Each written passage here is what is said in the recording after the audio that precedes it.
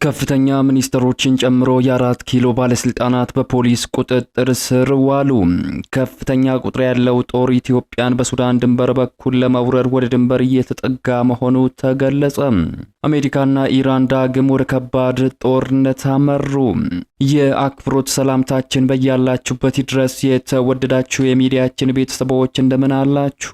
አዳዲስና ወቅታዊ ሰበር መረጃዎችን ይዘን መተናል። በቅድሚያ አበይት ነጥቦቹን በማስተዋወቅ እንጀምራለን። ከፍተኛ ሚኒስትሮችን ጨምሮ የ4 ኪሎ ባለስልጣናት በፖሊስ ቁጥጥር ስር መዋላቸው ተገለጸ። በሙስና ወንጀልና ብልሹ አሰራር ጋር በተገናኘ የተጠረጠሩ ከፍተኛ የመንግስት ባለስልጣናት በፖሊስ ቁጥጥር ስር ውለው ምርመራ እየተደረገባቸው መሆኑ ተገልጿል። በወንጀል ተጠርጥረው ምርመራ የተጀመረባቸው 13 ባለስልጣናት ስምና ዝርዝር ለህዝብ ይፋ ተደርጓል። ባለስልጣናቱ እነማን ናቸው የሚለውንና ፖሊስ የሰጠውን መግለጫ በዝርዝር እናስደምጣችኋለን። በሌላ ሰበር መረጃ ዓለምን ያስጨነቀው የአሜሪካና ኢራን ጦርነት በድጋሚ ፈንድቷል። በአሜሪካና ኢራን መካከል በሆርሙዝ ሰርጥ ከባድ የተኩስ ልውውጥ መጀመሩ ተዘግቧል። የተለያዩ ዓለም አቀፍ መገናኛ ብዙሃን እንደዘገቡት ከሆነ ቀደም ሲል የነበረው የተኩስ አቁም ስምምነት ተጥሷል። ሁኔታው ወደ መጠነ ሰፊ ወታደራዊ ግጭት አምርቷል ተብሏል። በዝርዝር እንመለከተዋለን። በሌላ መረጃ ከፍተኛ ቁጥር ያለው ጦር ኢትዮጵያን በሱዳን በኩል ለመውረር ወደ ድንበር እየተጠጋ መሆኑ ተነገረ። ከሰሞኑ ከኢትዮጵያ ባህር ዳር ከተማ የተነሳው ድሮን ሱዳንን ደብድቧል መባሉን ተከትሎ የተነሳው ውዝግብ በተካረረበት ወቅት ከፍተኛ ቁጥር ያለው መካናይዝድ ጦር በሱዳን በኩል ኢትዮጵያ ላይ ጦርነት ለመክፈት እርምጃ መጀመሩ ተገልጿል። ሌላኛው በዝርዝር የምንመለከተው መረጃችን ነው። እነዚህንና ሌሎች መረጃዎችን በዚህ ሰዓት የመረጃ ጊዜ ወደ እናንተ እናደርሳለን። እንደተለመደው ቪዲዮ ላይክ እና ሼር በማድረግ ጀምሩት።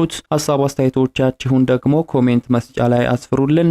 ለሚዲያችን አዲስ የሆናችሁ ሰብስክራይብ በማድረግ አዳዲስና ወቅታዊ መረጃዎችን ያገኙ። አሁን ወደ ዝርዝር መረጃዎቹ እናምራ። በቅድሚያም ዓለምን ያስጨነቀው የአሜሪካና ኢራን ጦርነት በድጋሚ ፈንድቷል። በአሜሪካና በኢራን መካከል በሆርሙዝ ሰርጥ ላይ ከባድ የተኩስ ልውውጥ መጀመሩ ተዘግቧል። የተለያዩ ዓለም አቀፍ መገናኛ ብዙሃን እንደዘገቡት ከሆነ ቀደም ሲል የነበረው የተኩስ አቁም ስምምነት ተጥሷልም ተብሏል። ሁኔታው ወደ መጠነ ሰፊ ወታደራዊ ግጭት እያመራ እንደሆነም ተሰግቷል። ኢራን አሜሪካ ጃስክ ከሚሰኝ አካባቢ ወደ ሆርሙዝ ሰርጥ እየተጓዘ በነበረ ኢራን የነዳጅ ጫኝ መርከብና በተባበሩት አረብ ኤምሬት ፉጄራ ወደብ ትይዩ ወደ ሆርሙዝ ሰርጥ እየገባ በነበረ ሌላ መርከብ ላይ ጥቃት በመሰንዘር የተኩስ አቁም ስምምነቱን ጥሳለች ስትል ማሳወቃለች። በሌላ በኩል የአሜሪካ ጦር ኢራን ያለምንም ትንኮሳ ጥቃት ማድረሷንና ለዚህም የሚገባትን ምላሽ ለመስጠት ጥቃት መፈጸሙን ገልጿል። የእስራኤሉ ሂዩም በበኩሉ ሁለቱ ኃይሎች በስትሬቱ ላይ የቀጥታ የተኩስ ልውውጥ ማድረግ መጀመራቸውን ዘግቧል። የአሜሪካ ጦር በኢራን የቃሽምና የባዳር አባስ ወደቦች ላይ የአየር ድብደባ መፈጸሙን ፎክስ ኒውስ ዘግቧል። በተጨማሪም አሜሪካ ከቀጠናው ሀገራት ጋር በመተባበር በኪሚር፣ ሲሪክ እና በቃሽም ደሴት የባህር ዳርቻዎች በሚገኙ ስፍራዎች ላይ ጥቃት መፈጸሟን የኢራን ወታደራዊ ባለስልጣናት ገልጸዋል። የኢራን ጦር ለተሰነዘረባት ጥቃት ወዲያውኑ ያጸፋ ምላሽ መስጠቱን ገልጿል። የኢራን ባህር ኃይል በ3 የአሜሪካ መርከቦች ላይ ጥቃት የፈጸመ መሆኑንና በሆርሙዝ ሰርጥ ምስራቃዊ ክፍልና በቻባህር ወደብ ደቡባዊ አቅጣጫ በሚገኙ የአሜሪካ የጦር መርከቦች ላይ ከፍተኛ ጉዳት ማድረሱን የአገሪቱ ሚዲያዎችም ዘግበዋል። በአሁኑ ሰዓት በዋና ከተማዋ ቴሄራንና በደቡባዊቷ የባዳር አባስ ከተማ ከፍተኛ የፍንዳታ ድምጾች እየተሰሙ ይገኛሉ ተብሏል። የኢራን መንግስት ሚዲያዎች በአገሪቱ የባህር ዳርቻዎች ላይ የተበታተኑ ጥቃቶች እየተፈጸሙ መሆኑን እየዘገቡት ይገኛሉ። በአሁኑ ወቅት በሆርሙዝ ሰርጥና በኢራን ደቡባዊ የባህር ዳርቻዎች ላይ የሚደረገው የአሜሪካ ጥቃትና የሁለቱ ወገኖች ፍጥጫ እንደቀጠለ ይገኛል። የአሜሪካው ፕሬዝዳንት ዶናልድ ትራምፕ በሆርሙዝ ባህረ ሰላጤ በሁለቱ ሀገራት ኃይሎች መካከል የተኩስ ልውውጥ ቢካሄድም ከኢራን ጋር የተደረገው የተኩስ አቁም ስምምነት አሁንም ተግባራዊ እየተደረገ ይገኛል ብለዋል። ፕሬዝዳንት ዶናልድ ትራምፕ በዋሽንግተን ዲሲ እየተገነባ ያለውን ሪፍሌክቲንግ ፑልን በመጎብኘት ላይ እያሉ ለጋዜጠኞች በሰጡት ቃል ዛሬ ሊተናኮሱን ሞክረዋል፣ ነገር ግን እኛ ጠራርገናቸዋል ሲሉ ተናግረዋል። ይህ ፕሬዝዳንቱ ጦርነቱ ዳግም እንዳይቀሰቀስና የዓለም አቀፍ ገበያ እንዳይረበሽ በማሰብ ከኢራን ጋር የተፈጠረውን ውጥረት ለማርገብና አቅልለው ለማሳየት ሲሞክሩ በቅርብ ቀናት ውስጥ ለሁለተኛ ጊዜ ነው። ትራምፕ በትሩዝ ሶሻል ማህበራዊ ትስስር ገጻቸው ባሰፈሩት ጽሑፍ 3 የአሜሪካ የጦር መርከቦች ተኩስ እየተከፈተባቸው ከሆርሙዝ ባህረ ሰላጤ በስኬት መውጣታቸውን አረጋግጠዋል። በመርከቦቹ ላይ ምንም አይነት ጉዳት እንዳልደረሰ የገለጹት ፕሬዝዳንቱ በአንጻሩ በኢራን አጥቂዎች ላይ ከባድ ጉዳት አድርሰናል፣ በርካታ ትንንሽ ጀልባዎች ሙሉ በሙሉ ወድመዋል በማለትም አብራርተዋል። ወደ ሌላኛው መረጃችን ስናመራ የህወሓት ጦር በሱዳን በኩል ኢትዮጵያ ላይ ጦርነት ለመክፈት እንቅስቃሴ መጀመሩ ተነገረ። ከፍተኛ ቁጥር ያለው ጦር ኢትዮጵያን በሱዳን ድንበር በኩል ለመውረር ወደ ድንበር እየተጠጋ መሆኑ ተነግሯል። ከሰሞኑ ከኢትዮጵያ ባህር ዳር ከተማ የተነሳው ድሮን ሱዳንን ደብድበዋል መባሉን ተከትሎ በሱዳን በህወሓትና በኢትዮጵያ መካከል የተነሳው ውዝግብ በተካረረበት ወቅት ከፍተኛ ቁጥር ያለው መካናይዝድ ጦር በሱዳን በኩል ኢትዮጵያ ላይ ጦርነት ለመክፈት እርምጃ መጀመሩ ተነግሯል። በህወሓት አመራሮችና በፌደራል መንግስቱ መካከል ያለው የግንኙነት ገመድ ከተበጠሰ በኋላ በሁለቱ ኃይሎች መካከል ከባድ ጦርነት ሊፈነዳ ከጫፍ ደርሷልም ተብሏል። ከ22ኛ አርሚ የተወጣጡ የህወሓት ታጣቂ ቡድን ከትላንትና ጀምሮ በኤርትራ በኩል ወደ ሱዳን እየተጓዘ መሆኑን ከመረጃ ምንጮች የተገኙ መረጃዎች አመላክቷል። የሰራዊቱ ቡድን 7ኛ አርሚ ወዳለበት ስፍራ ነው እየተጓዘ ያለው የተባለ ሲሆን በጀነራል ህንጻ ከሚመራው ይህ ለመካናይዝድ ታጣቂ ቡድን ወደ ሱዳን ሲጓዝ የዓይን እማኞች ተመልክተው ተናግረዋል። በሌላ በኩል ከ60ኛ አርሚ ለልዩ ተልእኮ ወደ ምዕራብ ግንባር የተላኩ ታጣቂ ኃይሎች ዛሬ ጠዋት ከአብያዲ ተነስተው ወደ ሽረ ከተማ በመጓዝ ላይ እንደሆኑና ሽረ ከተማ ሲደርሱ የምዕራብ ግንባር ተልእኮ ተቀብለው ወደ ምዕራብ ትግራይ ጠረፋማ አካባቢዎች እንደሚገቡ የመረጃ ምንጮች አመላክተዋል። ዶክተር ደብረጽዮን ገብረ ሚካኤል በአክሱም ከተማ አትራኖስ ፋታሲ ሆቴል አስቸኳይ ምስጢራዊ ስብሰባ ከትላንት ጀምሮ በማካሄድ ላይ እንደሚገኙ የመረጃ ምንጮች የጠቆሙ ሲሆን ያረፉበት ሆቴል ደግሞ ኮንሱላር ሆቴል መሆኑ ተነግሯል።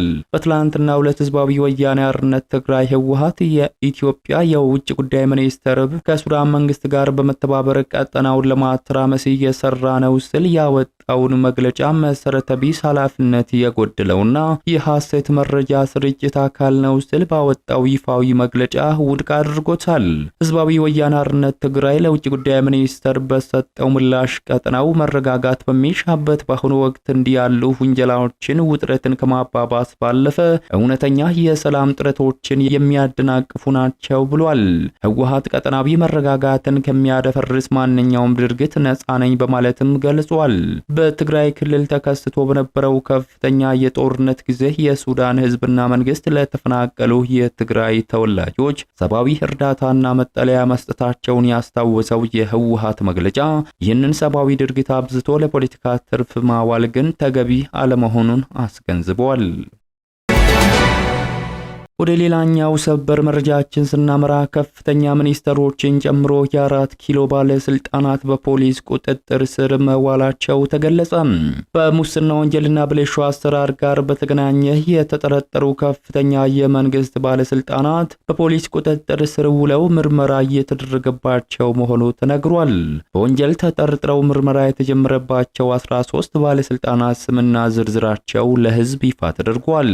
ተከሳሾቹ ከ70 ሚሊዮን ብር በላይ የሚገመት ነዳጅና ነጭ ናፍታ ከመንግስት ቁጥጥር ውጪ በማድረግ በገበያ ላይ እጥረት እንዲፈጠር ማድረጋቸው በክሱ ላይ ተመላክቷል። የክስ መዝገቡ ለፌደራል ከፍተኛ ፍርድ ቤት ልደታ ምድብ 3ኛ የሙስና ጉዳዮች ወንጀል ችሎትም ቀርቧል። የኢትዮጵያ ነዳጅና ኤነርጂ ባለስልጣን ምክትል ዋና ዳይሬክተር ሮዲቦራ ፉፋ፣ የኢትዮጵያ ነዳጅ አቅራቢ ድርጅት ዋና ዳይሬክተር ሹማለም ብርሃኔ፣ የነዳጅ አቅርቦትና ስርጭት ክትትል ባለሙያ እስጢፋኖስ ጌትነት እንዲሁም በማህበራዊ ሚዲያ በረከት ገበሬዋ በመባል በቲክቶክ የምትታወቀው ወይዘሮ በረከት ወርቁን ጨምሮ ሌሎች ግለሰቦችን ጨምሮ ሆነ ብለው በገበያ ላይ የነዳጅ እጥረት እንዲከሰት አድርገዋል የተባሉ 13 ግለሰቦች ላይ አቃቢ ሕግ ክስ መመስረቱን ገልጿል።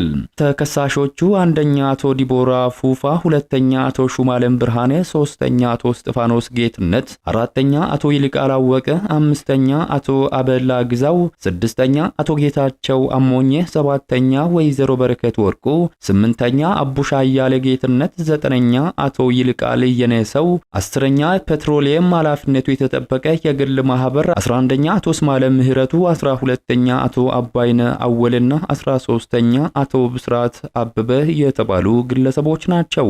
አንደኛ፣ ሁለተኛና ሶስተኛ ተከሳሾች እንደ ቅደም ተከተላቸው የባለስልጣኑ ምክትል ዋና ዳይሬክተር፣ የኢትዮጵያ ነዳጅ አቅራቢ ድርጅት ዋና ዳይሬክተርና የነዳጅ አቅርቦትና ስርጭት ክትትል ባለሙያ ከኩባንያዎች በቀጥታ በመግዛት ለሚጠቀሙ ተቋማት የፍቃድ አሰጣጥ መመሪያን መተላለፋቸው በክሱ ላይ ተመላክቷል።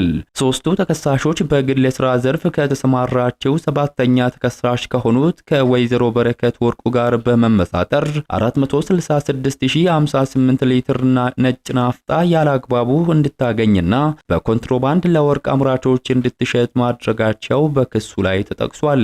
የፌደራል ከፍተኛ ፍርድ ቤት ልደታ ምድብ የሙስና ጉዳዮች ወንጀል ችሎት መዝገቡን ተቀብሎ ማየት የጀመረ ሲሆን በአቃቤ ሕግ ክስ ላይ እንደተመላከተው ባለስልጣናቱ የፍቃድ አሰጣጥ መመሪያን በመጣስ ከተከሳሽ ወይዘሮ በረከት ወርቁ ጋር በመመሳጠር ከ466000 ሊትር በላይ ነጭ ናፍጣ ያለምንም ህጋዊ አግባብ እንድታገኝ አድርገዋል። ተከሳሿ ወይዘሮ በረከት ከዚህ ቀደም ለኢንቨስትመንት በሚል ሽፋን በጋምቤላ ክልል ዲማ ከተማ በወጣ የንግድ ፍቃድ ከ100,000 ሊትር በላይ ነዳጅ በቀጥታ ከጅቡቲ በመውሰድ ምንም አይነት የነዳጅ ማከማቻ ዲፖ ሳይኖራት ከ100 ብር በሚበልጥ ዋጋ የተገዛውን ነዳጅ 1200 ብር አካባቢ ለወርቅ አምራቾች በህገወጥ መንገድ መሸጧ በክሱ ላይ በዝርዝር ቀርቧል። የእነዚህ ባለስልጣናትና የግለሰቧ ህገወጥ ድርጊት በመንግስት ሀብት ላይ ከፍተኛ ጉዳት ከማድረሱም በላይ በገበያው ላይ ለታየው የነዳጅ እጥረት ዋነኛ ምክንያት ተደርጎ በክሱ ላይ ቀርቧል። ከዚህ በተጨማሪም በዚሁ የክስ መዝገብ የተካተቱ ሌሎች ተከሳሾች በሚሊዮን የሚቆጠር ሊትር ነዳጅ በማጭበርበር ህገወጥ የነዳጅ አከፋፋይነት ፍቃድ በማውጣት እንዲሁም ነዳጅን ከመንግስት ቁጥጥር ውጭ አድርገዋል ተብለው ተከሰው ፍርድ ቤት ቀርበዋል። እንዲሁም ክሱ በተመሰረተባቸው አንዳንድ ተከሳሾች መኖሪያ ቤትና ቢሮ ላይ በተደረገ ድንገተኛ የፍተሻ ብርበራ በ10 ሺዎች የሚቆጠሩ የአሜሪካ ዶላር፣ ዩሮና የእንግሊዝ ፓውንድ በህገወጥ መንገድ ተደብቆ መገኘቱን ክሱ አመላክቷል። ጉዳዩን የያዘው የፌደራል ከፍተኛ ፍርድ ቤት ሶስተኛ የሙስና ጉዳዮች ወንጀል ችሎት መዝገቡን ከፍቶ የተከሳሾችን ጉዳይ ማየት ጀምሯልም ተብሏል። የተወደዳችሁ የሚዲያችን ቤተሰቦች ለሰዓቱ ያዘጋጀንላችሁ መረጃዎች የተከታተላችሁትን ይመስሉ ነበር። ከሰዓታት በኋላ በሌሎች አዳዲስ መረጃዎች ዳግም እስከምንገናኝ በያላችሁበት መልካሙን ሁሉ ተመኘን።